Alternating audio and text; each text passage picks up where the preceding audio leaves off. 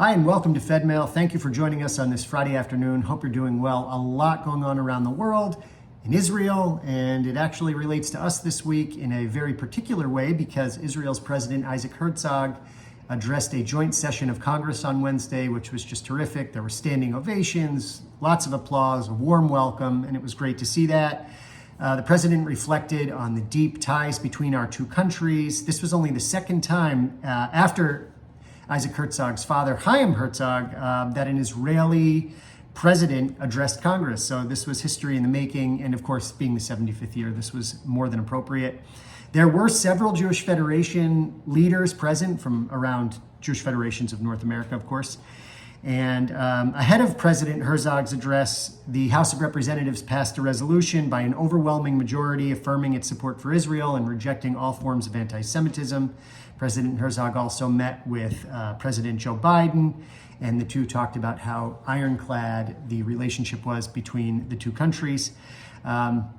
Earlier this week, all of this is happening, of course, in the shadow of the very controversial legislation in the Israeli Knesset. Earlier this week, the Knesset moved closer to a vote on the controversial reasonableness bill. This was another piece of judicial reform legislation that would change the way the Israeli Supreme Court could strike down a Knesset law, whether it's reasonable or not. And of course, this is also part of the package that would change the way Israeli Supreme Court justices are appointed or brought in.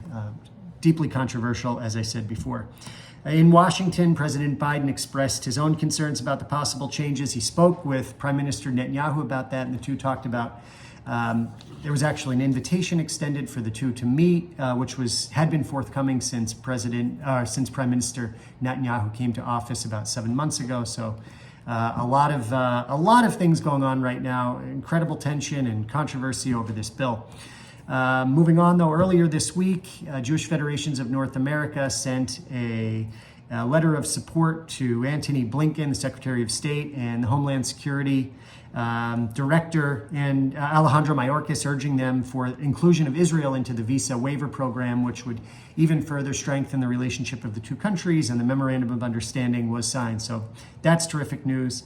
And finally, a group of Jewish agencies and Jewish Federation came together to issue a statement to the State Department urging to do anything they can to get Wall Street Journal reporter Evan Gershkovich back home. Of course, he's being wrongfully detained in Russia, and we want to see him come home. So all of that going on, and we certainly wish for cooler, calmer, smarter heads to prevail with all of this.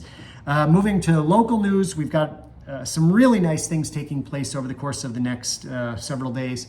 This weekend, you can go see Murano, A Tale of the Inquisition at the JMAC Theater. That's the little black box theater right across from Worcester City Hall. Murano, Tale of the Inquisition, brought to you by the Central Mass Jewish Theater Company. You don't want to miss it. It's going to be great.